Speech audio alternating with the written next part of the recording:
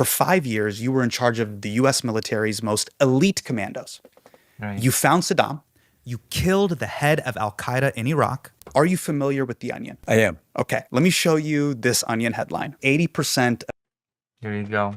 It's gonna be about this. Are you excited for this conversation? I am. More than you know. War, I hardly know her. True. Of Al-Qaeda number 2's now dead. Now, General, Looks so happy. I take your smile. You understood the joke. Absolutely. Did The Onion get it more right than the Generals. Generals. Who doesn't like generals? US Generally military? speaking. Well, The Onion was wrong. We killed the number 3s. We killed, I don't know how many number 3s. And we used to joke about it, but the point's exactly right. And Wait, so just for the analogy, if you're looking at a super team, yeah, you didn't get MJ, you didn't get Scotty, but you blew up Dennis Rodman? yeah, over and over again. And over maybe you got again. Luke Longley? Yeah, I mean, just And then Bill Wennington? exactly. And What well, you happened? get who you can get. And we, I mean, General, I do think killing the Bill Wennington of Al-Qaeda Okay, what the hell is with the extension crap? I hate it. There we go. We gotten rid of it. I don't know why I get this. Why I get harassed by this. isn't worth it. Hurry right away, no delay, stop today. Make your daddy There we go. Perfect.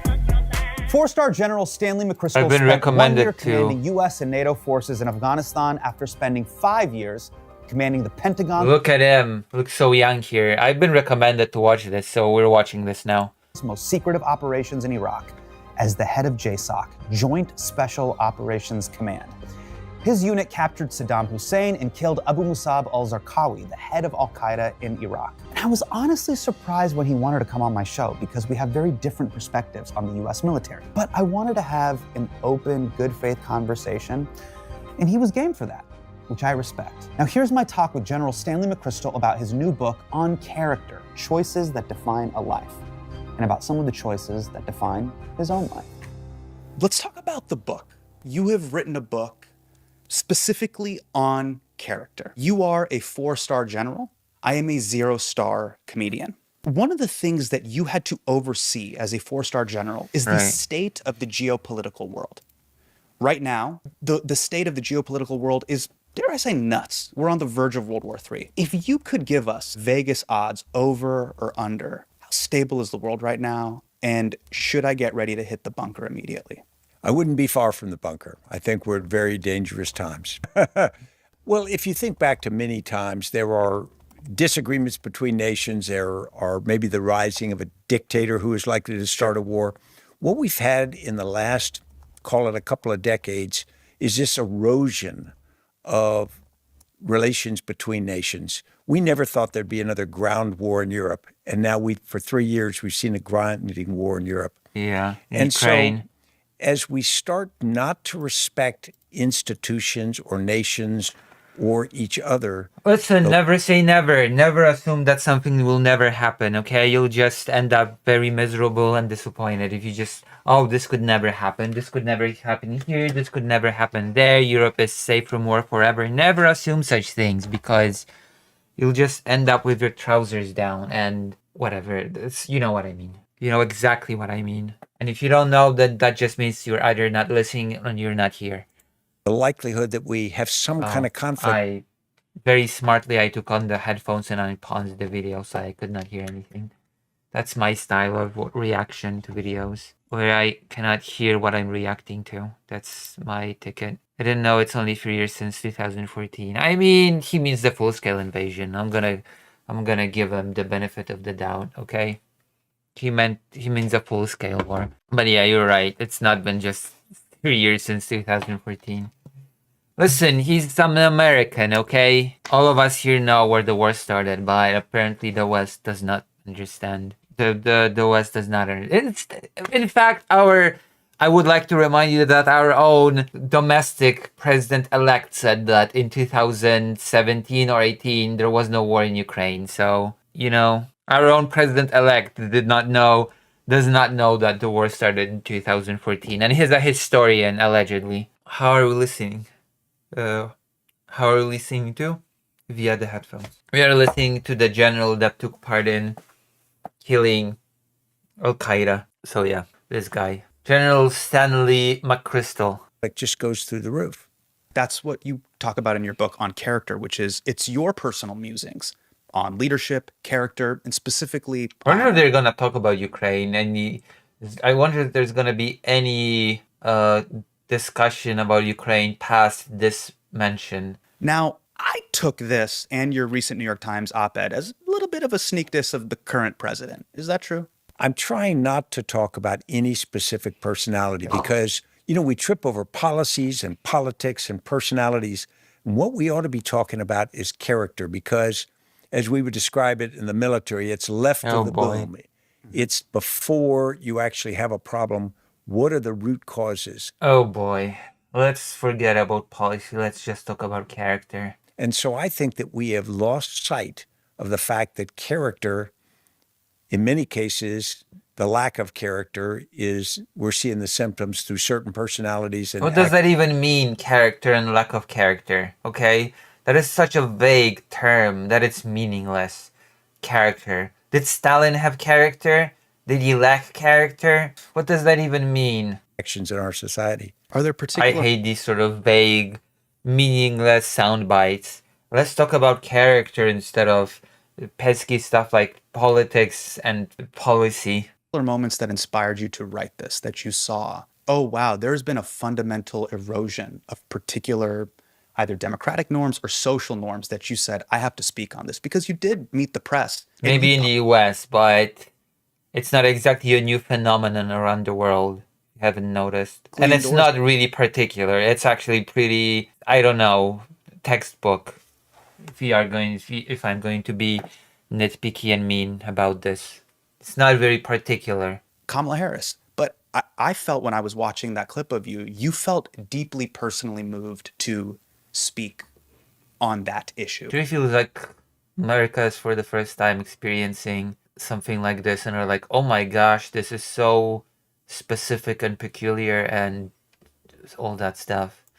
What have you seen at large, kind of in society, that made you go, you know what, I got to speak on this now? Yeah, I've seen a bunch of things. I've seen in the last couple of decades, and maybe I've been watching more closely, politicians who on one day stand up and they absolutely espouse certain values. Sometimes they're admirable.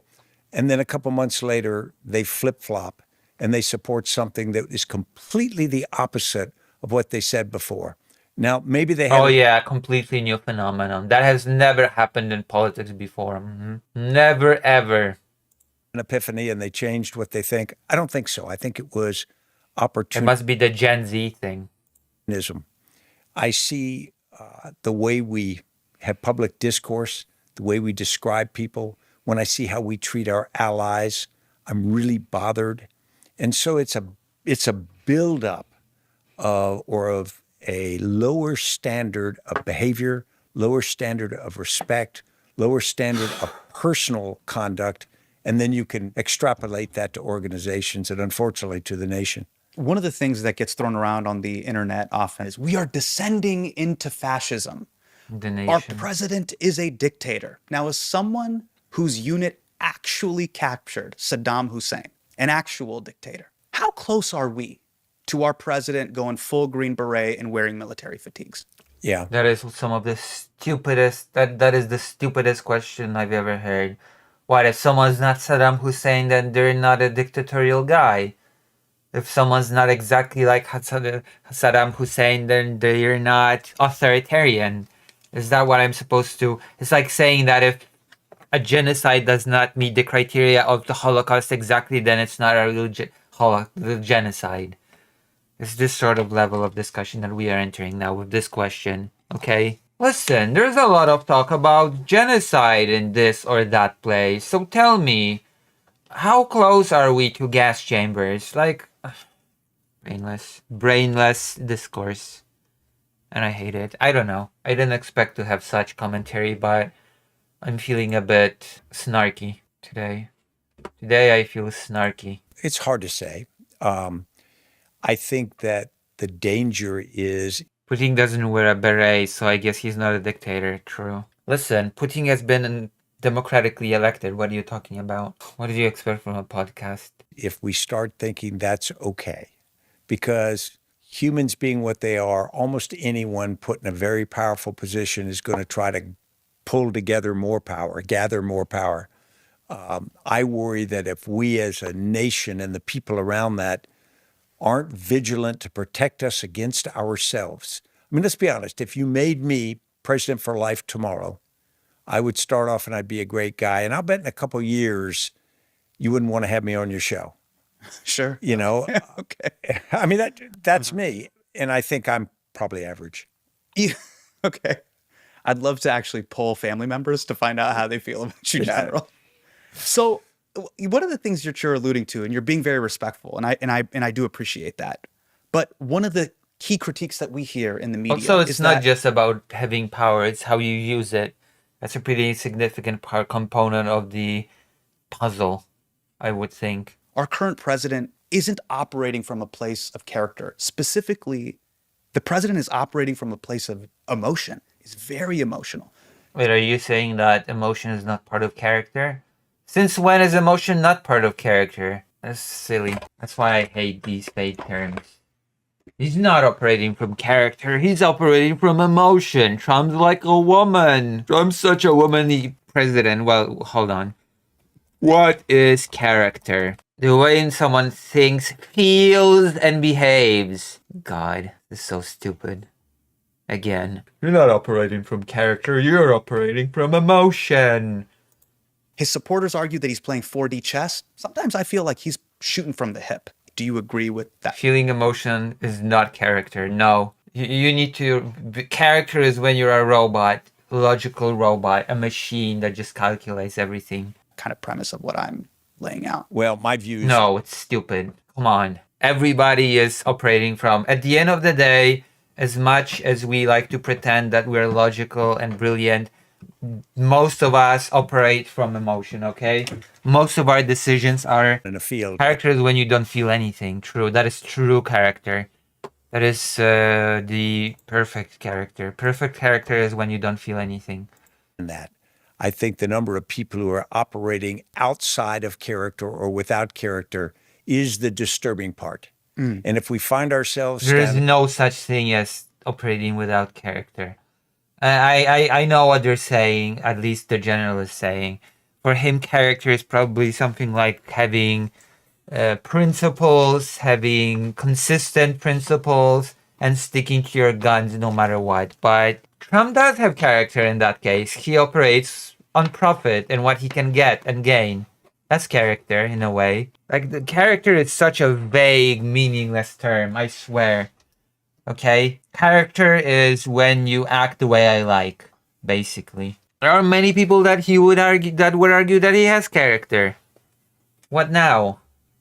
Like, I don't like this. in the field with them, we got to wake up and get out of there, because the reality is it's that erosion that is the dangerous part. It's not the power of a single person in our government is somewhat limited, but the power of a bunch of people who are not willing to be the checks and balances, that's fatal. How do we get here? I'm 39 years old. Some of the most formative years of my life were the war on terror. I think about this, I go, well, the war, that word, the war on terror. The erosion of character. That's actually just a war on an emotion, a feeling, terror. You are terrorized. Yeah, that's the whole point of terror, genius. Of evoking emotions of fear. Congratulations, you figured out what terror is and what it means. A lot of deterrence is in fact based on emotion, believe it or not. You make the other person afraid to make a move because they would fear the consequence of making that move. Have you considered that? That the whole concept of deterrence is based on that? If people didn't care, did not fear anything, then the deterrence would not work. Have you thought of that? Ever? Sometimes emotion is pretty important. Even in big boy affairs. Oh gosh. Or you feel fear, anguish, terror. Yeah. Well done. Deep analysis. The shelf is not stick shaped. Wouldn't Donald Trump be the natural endpoint of fighting a 20-year war on a feeling? I think he's... Also, that's stupid. It's not a war on feel. This guy thinks he's deep, but there are no legs on this shelf actually. They're mounted to the wall. It's not. It doesn't have shell. It doesn't have legs. Does the shelf have character? No, only emotion. It operates from emotion and not character. He's the natural endpoint of that and of some other things. I think he's a natural endpoint of frustration with the idea that elites have gathered disproportionate amounts of power and wealth. Yeah, that's why, because people are frustrated with the elite giving so much, they've elected a rich guy who decided to give tax cuts to that elite. Congratulations, that's brilliant. That is the greatest thing I've ever heard. We hate the elite, therefore we elect the elite. Because let's not mince words. Trump is part of the elite. And that much of the country feels like they are not been represented. I think this Yeah, Trump really is the representative of the common man, for a joke. idea that the world is out to take advantage of us and in some cases to attack and kill us.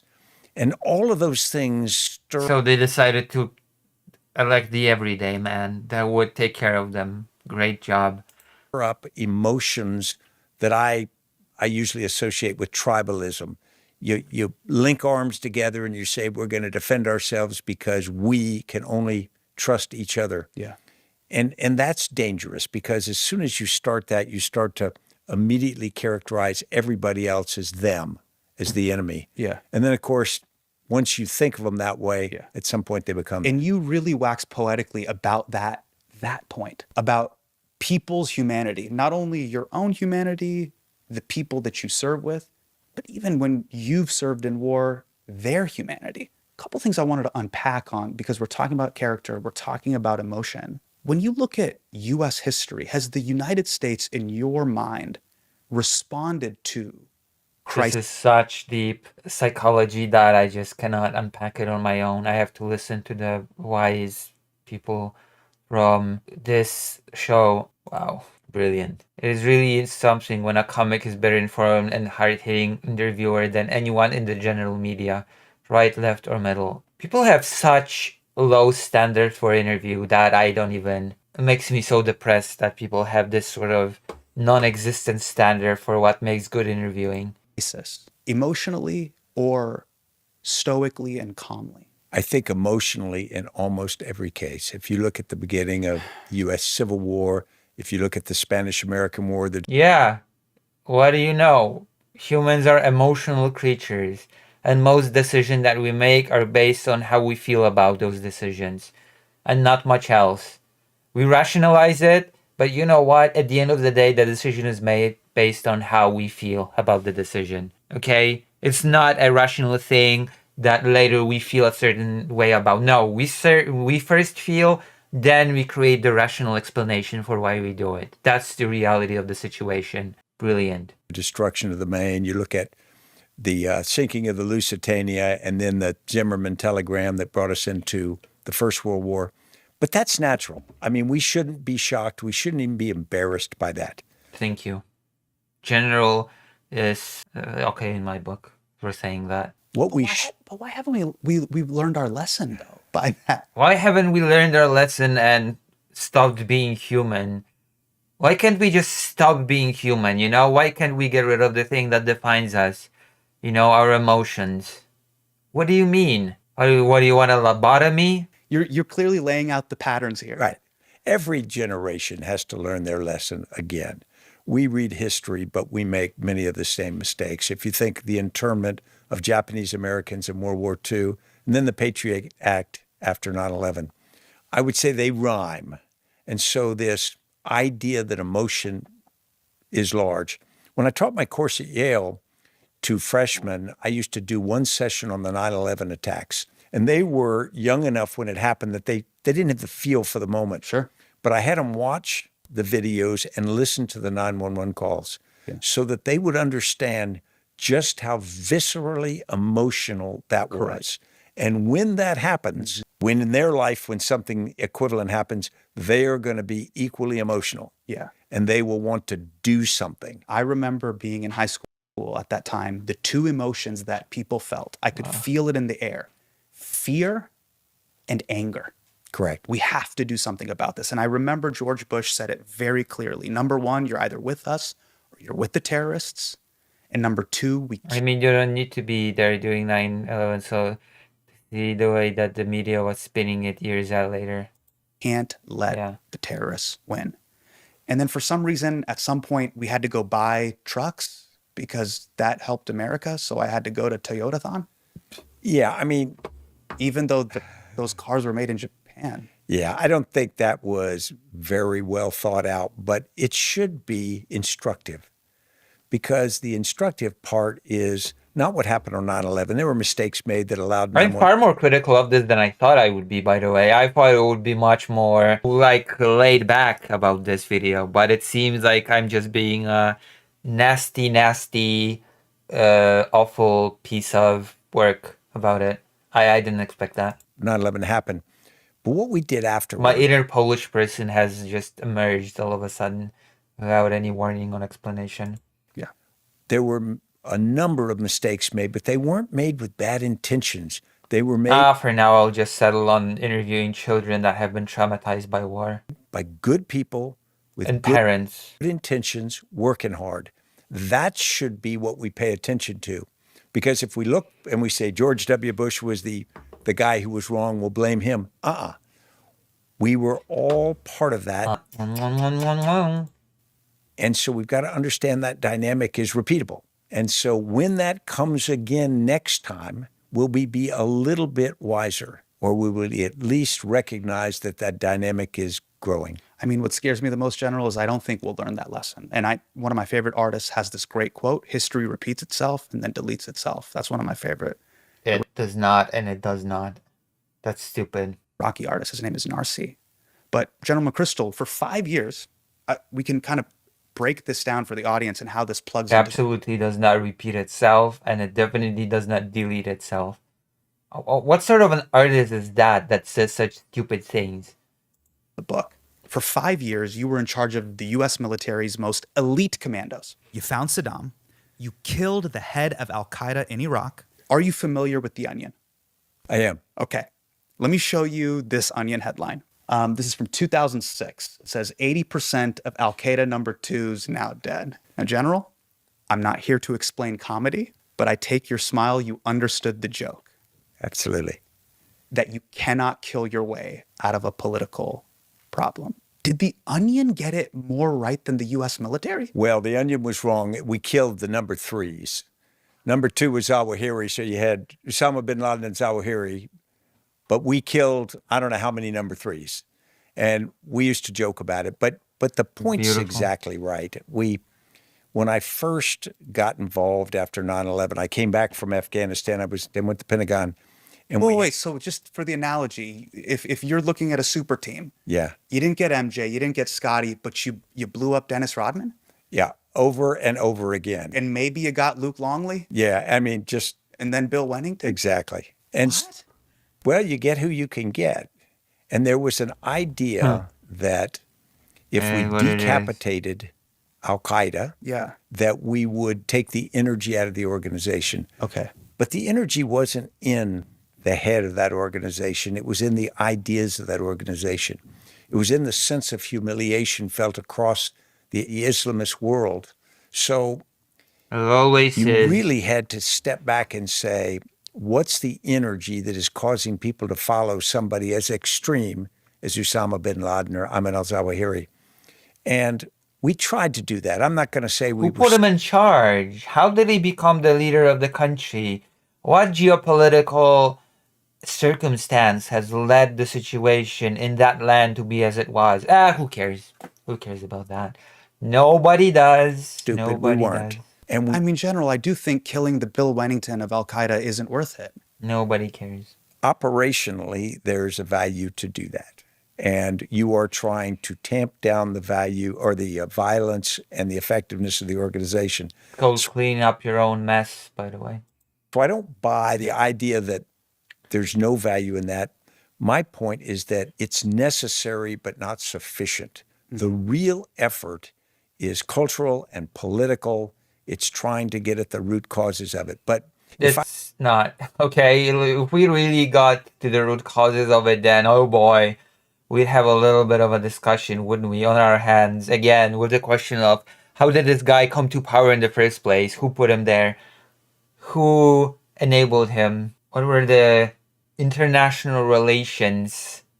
What were the whatever? We're not. The bottom line is we're not getting to the root cause. Not even close. If I went into a rally of Americans at any point during that war, Yeah. and I said, okay, we're going to kill Osama bin Laden, I'd have gotten standing ovation, a lot of course. cheers. Yeah. If I said, we're going to go and we're going to spend... I wonder if the US has ever, installed dictators in the Middle East when it was convenient, and then sort of those dictators became inconvenient and they had to be removed. I wonder if that was ever a thing in the history of the United States. I would have to look it up. I'm not so well versed on history, but it is a question that comes to mind a little bit. If we are really going to talk about the root causes, long time trying to build up understanding with people in the Islamist world, all this kind of stuff, it'd have been completely silent because that's not the emotional, sexy that response. was a rhetorical question, by the way. Right. But that's the necessary part. The sexy response also didn't make sense to me because there was this line that I heard repeatedly, which is, they hate our freedom. What's sexy Hey. response? What's the sexy They're response? over there. Why do they care if I have the HBO cable bundle? Like someone in Al Qaeda is just like, what? He has Amazon Prime Video. So much freedom. Is this guy supposed to be a comedian? Really? This is peak comedy? This is this guy being a comedian? God, the standard of comedy is just so low. It's just below the ground, isn't it? I can think of when it comes to the Middle East is the Shah in Iran. Yeah, that's a pretty good example actually, and pretty, I would say, relevant to recent events, isn't it? If we are going to go to root causes once again. And Showtime, that's now been rolled over into Paramount. So many options. That never clicked for me. Yeah, we need to be sure that we are even-handed here because of all the mistakes we made and the Yes. attitudes we Yes, he took was. on, Yeah. they were equally guilty. If you were talking to Let me see. Let's consult Google, okay? US and British support for the Hussein regime. US intelligence helped Saddam's Ba'ath Party seize power for the first time in 1963. Evidence suggests that Saddam was on the CIA payrolls as early as 1959. Interesting. Yeah, that is a thing that, interestingly enough, I learned at high school. Because it's not a secret. Whatever. I have gained such secret knowledge by gaining a high school education in Poland. a leader there. Let's just say that our history teacher had a pretty, everyone was shit during the Cold War approach to things. did do all those things. They tried to simplify us. They tried to characterize us in a certain way, weakness, Yeah. all the things of our social lack of discipline, our lack of morals. Right. And so they did the same thing Were that they we making find fun of our ourselves BMI? doing. Were they doing that? Were they making fun of American Of BMI? course. So, I mean, we go around and self-flagellate all the time, but everybody makes that same mistake. Did you guys hear that X is suing the New York City Attorney General? Elon apparently wants to challenge the Stop Hiding Hate Act because Okay, I want to go to the toilet now. I'll be right back. it will require X to disclose how much they moderate sensitive speech, claiming it would violate the First Amendment. Now, at HMDK, we just started using a platform called Ground News. I knew which it. shows a breakdown of publications. Shut up, whatever. Shut up, I don't care, okay? It's always, I love your stream, and never, here's $1 billion US dollars. Yeah, exactly. Well, General, I got to give you this, which is even in this conversation and in the interviews you've been given, you have been very empathetic towards even people that you have been in combat with. I found this interview that you recently gave, and I wanted to show it to you. Yeah. If I was a young Palestinian who lived in Gaza, who'd been raised in Gaza, say I was born about 2000. Wow, the general is actually a human being. Incredible. He can recognize people's conditions and what those conditions drive them to. Wow, it's incredible that the general is being praised for basic empathy that all people should have. Being able to put oneself in another person's shoes. My experience would be such that I accept that I probably would be a supporter of or a participant from Hamas, because that would be my perspective. General, if I said those exact words, I would be sent to a prison in El Salvador. Let me also Yeah, land of the free, by the way. just say this, just because this is on video. I just want to let you know, even though I don't know if you've been listening to Chapo Trap House or Stavi got to you and you're on your anti-imperialist stuff. I just want to let everyone know that I condemn Very funny. Truly a comedic genius. all of it. I'm laughing my ass off. This was a brilliant joke. This is real comedy. Take notes if you want to be a comedian.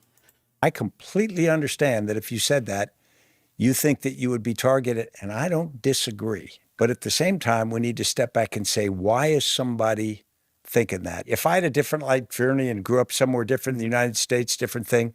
Also, it does not actually follow that, okay?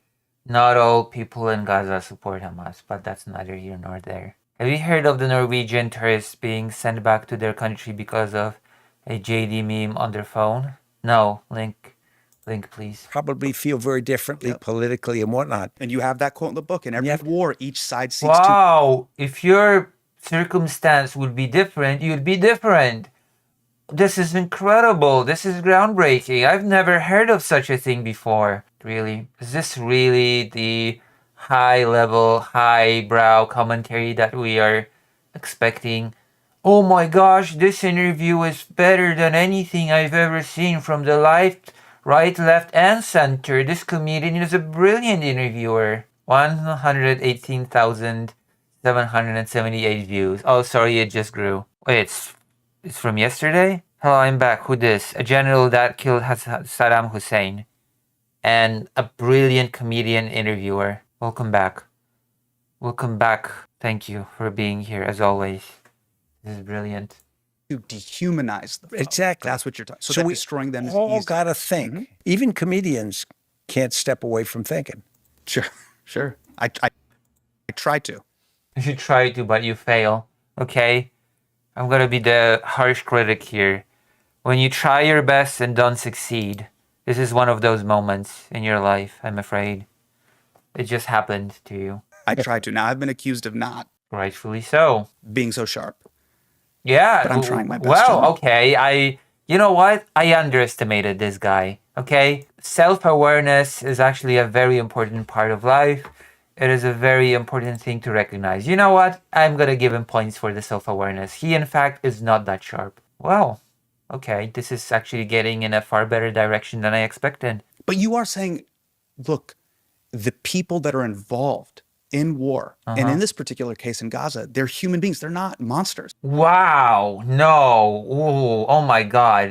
Another revelation that I've never thought of before. This is so deep. People involved in war are actually people. Whoa. Oh my God. My mind is blown. And they're responding to their experiences. So here's my question. My mind is torn apart. Do you think the military teaches people It's Coldplay. to humanize the other side? Or when did you come to this conclusion? Is it while you were serving people to humanize the other side? Or when Where did did you come to the conclusion that people participating in war are actually human? What kind of question is that? Oh my God. you come to this conclusion? Is it while you were serving, after you served? The military does a little bit of both, unfortunately. On the one hand, because it is designed to be an aggressive culture, particularly historically, you sort of want to simplify things. Admiral Bull Halsey had this billboard created World War II that said, "Kill Japs, kill more Japs." And that was at the entrance to one of the harbors that his ships went in and out of. I mean, that's pretty focused. Yeah. But in the not a lot of moment, subtext there. nobody had any problem with that. I think that the military does that, but on the other hand, we do a pretty good job in the American military of talking about rule of law, law of armed conflict, morality. So better than almost any military I've seen, we Oh, that begs the question. Well, I'm not going to say begs the question, but it does make me want to ask. Okay, the United States does a good job talking about it, but how good of a job does it do about actually executing what is being talked about?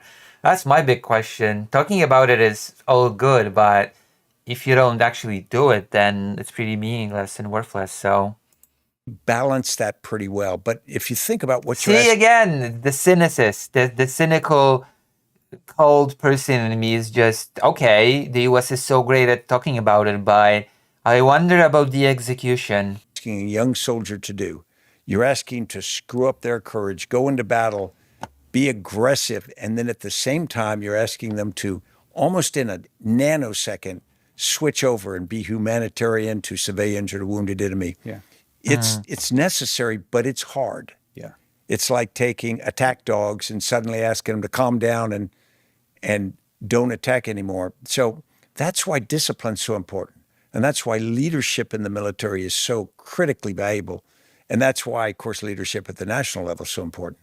You have been an expert specifically on leadership, but also your expertise and your frame of mind and thinking was relied on for military interventions in the Middle East. What is the lesson that we as Americans keep failing to learn when it comes to everything that's happening in the Middle East? Because things are worse in Iraq, in Libya, in Afghanistan. Why?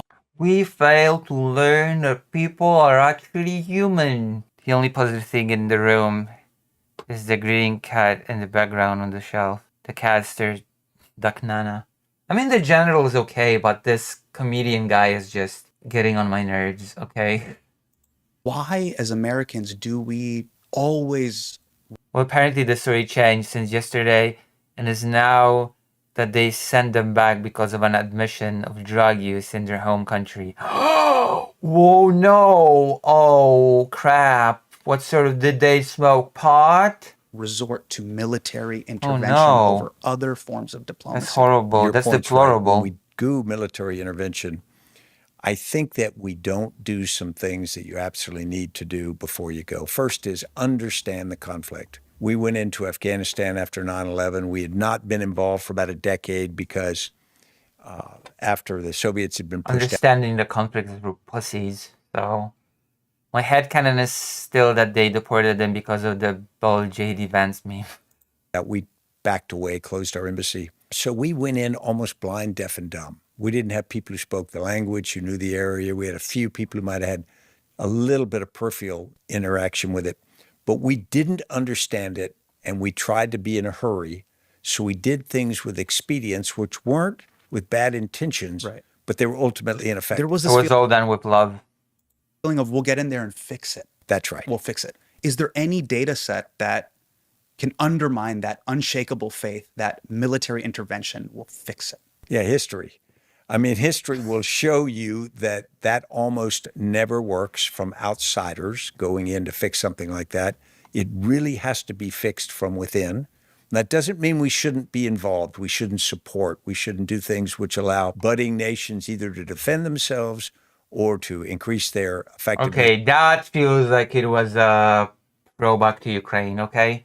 It doesn't mean that we should not be supporting Ukraine, is what I'm sort of kind of hearing from the general here. But maybe I'm just biased. Maybe it's just that the topic is on my mind constantly. And I just immediately connected the dots like a genius that I am. Of their governance or their economy. General, I really, and I don't want to interrupt you here because I respect you so much, but I need you to do this while I don't know why that made me crack up, but it did. It sounded so stupid.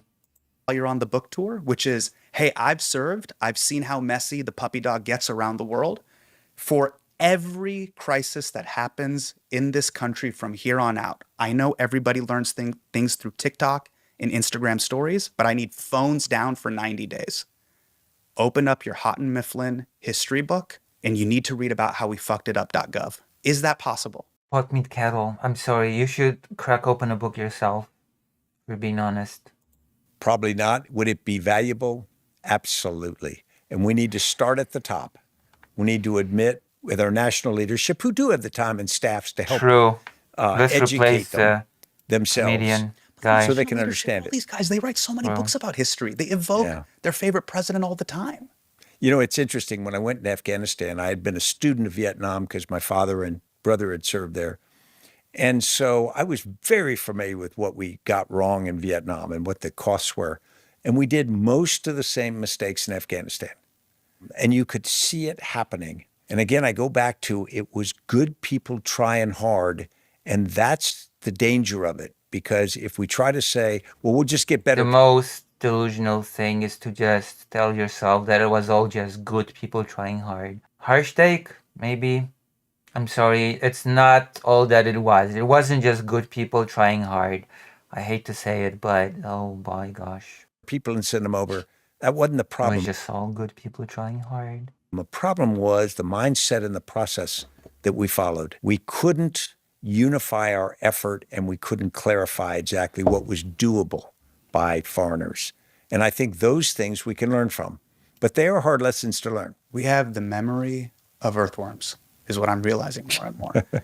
This episode of Hassan Minhaj Doesn't Know is brought to you by Booking.com. Booking.yeah.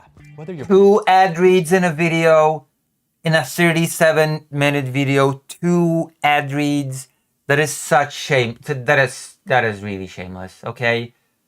1 ad read is more than enough. 2 sponsors for a single video. Get out of here. Shut up. Get out of here. You cannot be serious with this. This cannot be serious. Chapter 17, you talk about a thought experiment that you did with your students in a leadership course at Yale. So this is the scenario, all right? There's a nuclear bomb and there's a little red countdown clock and the countdown clock is ticking. And you ask the students, is it okay to torture the terrorist to find out where they put the bomb? And you wrote that you were stunned by their response. How did they respond? Yes. Well, first, the scenario also put their family in that city. So there was a personal connection. And I said, is it okay to torture this subject or this detainee to try to get the information? And they go, oh, yeah. It was always a majority who said, oh, yeah. What a shocking response. Oh my God. Who would have expected such a development? I would have never. Really? You know, you got to get the information. And we would sort of back up and I'd say, no, wait Really? Is that all that shocking to you? Comedian guy? a minute. You know, torture is not only wrong, it's illegal. And so you can't do that. And they go, yeah, but there's a bomb in the city with my family. And that guy's got the information. We got to get it. People would do unspeakable things to save hundreds of thousands. Not even thousands, hundreds of thousands to save their loved ones. There you go. You can just limit it to that. And you suddenly realize how powerful that kind of a feeling is. We go back and we say the things we did wrong after 9/11, and there was not outright torture, at least not that I ever saw. But the reality is there's this pressure to do whatever it takes to get the job done. Yeah. Okay, time for a fact check. Oh my God. So, while Stanley McChrystal was the commander of JSOC in Iraq, he oversaw a detention center called Camp Nama, which soldiers said stood for Nasty Ass Military Area. According to a report by Human Rights Watch, prisoners at Camp Nama were, quote, regularly stripped naked, subjected to sleep deprivation and extreme cold, placed in painful stress positions, and beaten. Uh-oh. General, what is this?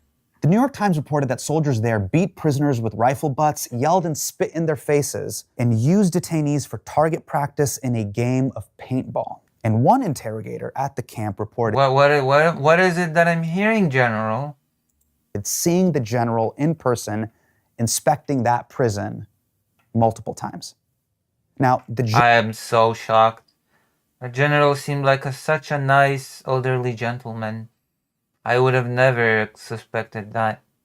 general knows all of this, but I think it's important for you to know too, before you hear the next question and the next answer. But I thought the General was such a kindly old gentleman. I never would have expected this to come out.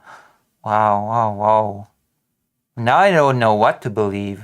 I mean, you're right. I'm still not sure if they were right or wrong, the students. Exactly. I know the right or politically correct answer, and I personally don't condone torture. But if my family were in danger, I would likely react similarly. So maybe I do condone torture. Maybe. Now, I'm very curious here. Did any of your students think that it was a little weird getting asked a question about torture from a man who oversaw a military detention facility in Iraq? Well, I think they knew that I knew something about the subject we were talking about because it is much more complicated than people think. Yeah. Now, there's a right and wrong. There's a black and white on this thing. but there's also the reality of how things are. And so I think the ability to recognize that if you haven't thought about it beforehand, Yeah. it's more difficult to confront that. After 9/11, the United States had not really thought about it Interesting. before. Suddenly, this horrific action occurs, and there's all this talk about taking the gloves off. We're going to do There we whatever have it it. takes to defeat these terrorists. And there were some There we ideas have that it. were floated around that were, I thought, preposterous, but they were in the emotion of the moment. And that gets back to our earlier conversation. You need to understand that boundaries will be pushed in moments like that, and you need to think about them beforehand. You need to decide what your character is. Yeah, this is where there's particular chapters in the book where you really wrestle with these pretty gnarly philosophical questions, specifically about pushing those boundaries. In Iraq and Afghanistan, you oversaw Well, you've got the experience. system of those night raids. Some of them did not go very well, okay? Particularly the one outside of the city in Gardez in Afghanistan. Now, I'm not going to get into the details with you. Maybe when you do the podcast with Mehdi Hassan, he will go into every bullet point. Okay, so Mehdi told me the general's not coming on Zateo, so I'll just have to give you these bullet points myself. Uh-oh. The general was not so keen to go into detail. I wonder why. In Afghanistan, the US military regularly carried out night raids. Now, these ramped up under the leadership of General McChrystal, and at their peak, his soldiers were reportedly doing 12 to 15 of these a night. On one of these night raids, in February of 2010, US Army Rangers raided a house outside the city of Gardez. What happened was covered in Jeremy Scahill's Oscar-nominated documentary, Dirty Wars. And I'll let Jeremy describe what happened. What happened in Gardez was that U.S. Special Operations Forces had intelligence that there were, a Taliban cell was was having some sort of a meeting to prepare a suicide bomber, and they raid this house in the middle of the night, and they end up killing 5 people, including 3 women, 2 of whom were pregnant, and another person that they killed in the house, Mohammed Daoud, turned out to be a senior Afghan police commander who had been trained by the U.S. And so the soldiers. Wonderful. So this is basically an uncritical interview by very unfunny comedian whose critical cut-ins consist of fact checks that he doesn't use to confront the general. Yes, basically. Basically, yeah. That is basically what that is. Soldiers raid this house and they kill these people, and instead of realizing that they had made a horrible mistake and that the intelligence was wrong and it resulted in these people being killed, they actually covered up the killings. And we interviewed the survivors of this raid, including a man who watched while he was zip cuffed his American soldiers digging bullets out of his wife's dead body. As head of the military command in Afghanistan, General McChrystal ordered an internal investigation about what happened in the Gardez raid. Now, the report eventually concluded that the amount of force utilized was necessary, proportional, and applied at the appropriate time. None of the soldiers involved were disciplined for what happened, Wow. which sets up this next question. But the reason why Shocking. I bring it up, the night raids, the torture, all of that stuff, is to set up this really important final question. Okay. I get why America losing its standing in the world is bad for me, but if I'm in another part of the world, if I'm a citizen in Vietnam and Actually, that depends. Okay. Actually, if you're a citizen in Vietnam nowadays, the US losing its standing in the world would be actually pretty bad, because Vietnam actually looks pretty diligently towards the US, because Vietnam does not consider the US a threat nowadays. It considers China a threat. Maybe a comedian should brush up on international affairs a bit before doing these interviews, because this is a bit embarrassing. Cambodia and Iraq, Afghanistan, anywhere in Latin America, if I somehow turn on NPR and it says breaking news, today China is the world's superpower. And you really believe Vietnam would be happy with that? Really? You think Vietnam would jump from joy and say, hooray, the US is not the hegemon anymore, China is? Are you serious? Okay.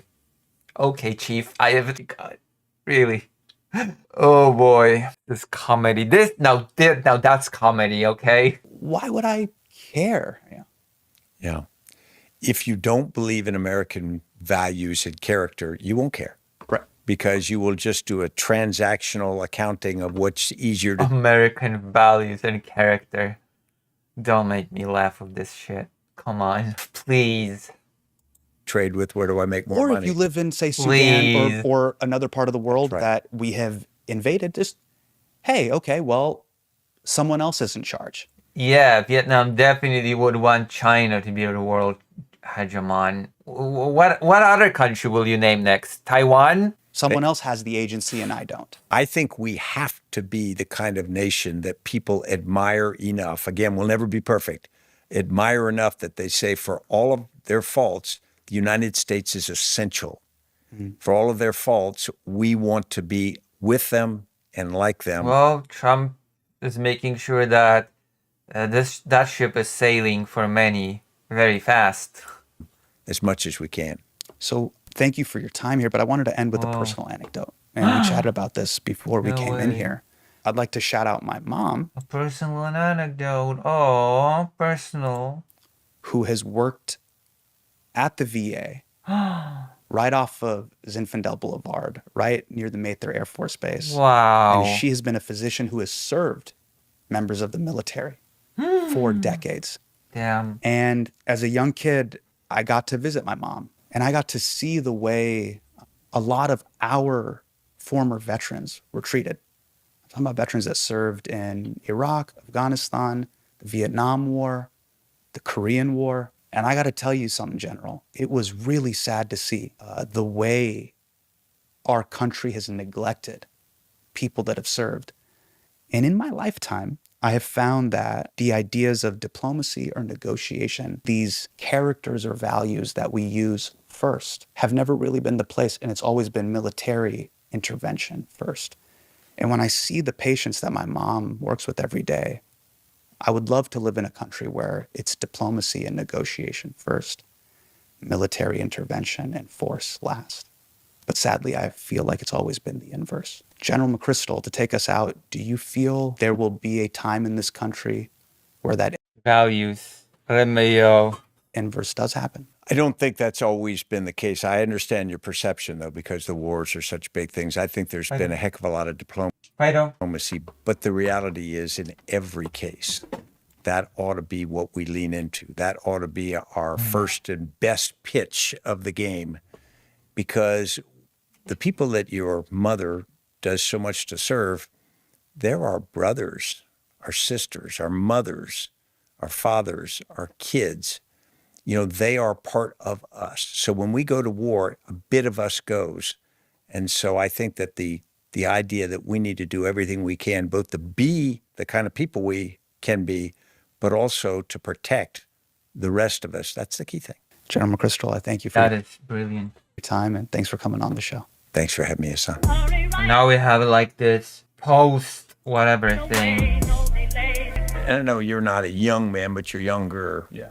Don't be too binary on your assessment of the U.S. as just going out and rush to war at every time. We've actually done, in many cases where we have not, but you just don't read about them and hear about them as much. And you've got a whole group of people who try to do that every day. Yeah. The problem with the military is it's an easy button, because when you press the button, something happens much more rapidly than it does in diplomacy or something. So if you have a political expedience, a politician is, first they press the CIA button because they think they can do it secretly and that never works. Right. Then they press the military button because... And generally the CI button is the overthrow the That's current right. political dictator button. Exactly. And they say it'll always be secret. No, it won't.